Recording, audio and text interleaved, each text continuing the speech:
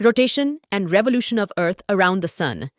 Rotation, earth अपने axis पर rotate करती है और एक रोटेशन करने में 23 आवर्स 56 मिनट्स और 4 सेकंड्स का समय लेती है। रेवोल्यूशन, अर्थ सन के चारों ओर एलिप्टिकल ऑर्बिट में रिवॉल्व करती है। सन के एक चक्कर लगाने में पृथ्वी को 365 डेज और 6 आवर्स लगते हैं। अफीलियन एंड पेरिहेलियन, अपने रेवोल्यूशन के दौरान अर्थ 4 जुलाई को सूर्य से सबसे ज्यादा दूर होती है, जिसे अफीलियन या अपसौर कहते हैं, और 3 जनवरी को यह सूर्य के सबसे नजदीक होती है, जिसे पेरिहेलियन या उपसौर कहते हैं। Summer solstice, autumn equinox, winter solstice and spring equinox. 21 जून को समर सोल्स्टिस होता है, 23 सितंबर को ऑटम इक्विनॉक्स होता है, 22 दिसंबर को विंटर सोल्स्टिस होता है और 21 मार्च को स्प्रिंग इक्विनॉक्स होता है। Spring equinox, the 21st of March को सूर्य की किरणें इक्वेटर पर सीधी पड़ती हैं।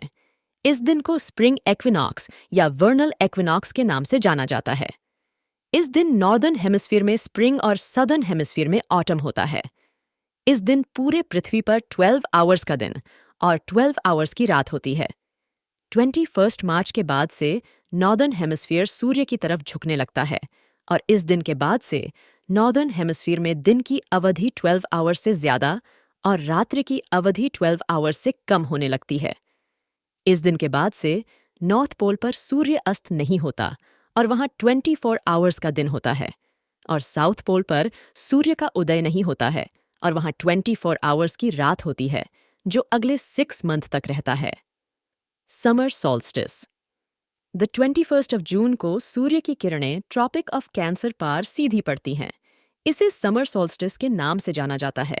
इस दिन नॉर्दर्न हेमिस्फीयर में सबसे बड़ा दिन होता है और रात सबसे छोटी होती है, और सदर्न हेमिस्फीयर में सबसे छोटा दिन और सबसे लंबी रात होती है।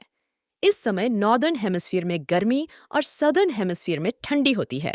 ऑटम इक्विनॉक्स, 23 सितंबर को सूर्य की किरणें इक्वेटर पर सीधी पड़ती हैं। इस दिन को ऑटम इक्विनॉक्स कहते हैं। इस समय नॉर्दर्न हेमिस्फीयर में ऑटम और सदर्न हेमिस्फीयर में स्प्रिंग होता है। इस दिन पूरे पृथ्वी पर 12 आवर्स का दिन और 12 आवर्स की रात होती है। इस दिन के बाद से सदर्न हेमिस्फीयर सन की तरफ झुकने लगता है और नॉर्थ पोल पर 24 आवर्स की रात शुरू हो जाती है और साउथ पोल पर 24 आवर्स का दिन शुरू हो जाता है, जो अगले 6 मंथ तक चलता है।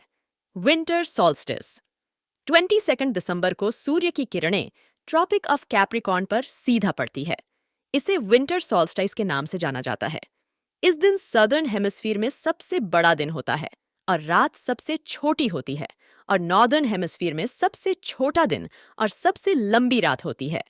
इस समय सदर्न हेमिस्फीयर में गर्मी और नॉर्दर्न हेमिस्फीयर में ठंडी होती है। धन्यवाद।